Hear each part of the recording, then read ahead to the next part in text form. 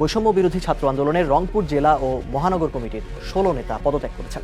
বৈষম্য বিরোধী ছাত্র আন্দোলনের রংপুরের কয়েকজন শীর্ষ নেতার বিরুদ্ধে দুর্নীতি, চাঁদাবাজি, টেন্ডারবাজি, জমি দখল, নিয়োগ বাণিজ্য সহ বিভিন্ন অভিযোগ করে পদত্যাগের ঘোষণা দেন ১৬ নেতাকর্মী।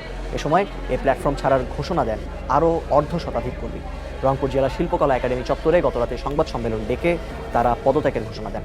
পদত্যাগপত্রে রংপুর জেলা কমিটির আহ্বায়ক ও সদস্য সচিব সহ কিছু নেতার বিরুদ্ধে ওঠা দুর্নীতি, ক্ষমতার অপব্যবহার ও অনৈতিক কর্মকাণ্ডের অভিযোগ এবং তার সপক্ষে পাওয়া কিছু কাগজপত্র প্রদর্শন করেন তারা।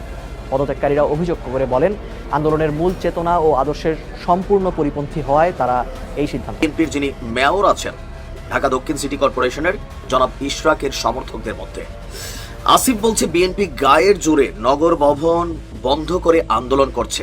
ইশরাক বলছে যে গায়ের জোরে না, এটা জনতার দাবি। এখন গায়ের জোর তো আপাতত এই দেশে চলছে। বারবার উপদেষ্টা আসিফ দোহাই দিচ্ছেন আইনের, কিন্তু বিএনপির নেতাকর্মীরা প্রশ্ন করছেন, আপনারা তো রাষ্ট্রপতিকে ক্ষমতায় রেখেই ওই আইনের অধীনে এই দেশে এখন বসে আপনারা সরকার চালাচ্ছেন, এগুলো কোন আইনে চলছে? এক ভিন্ন রকম দৃশ্য আমরা দেখছি।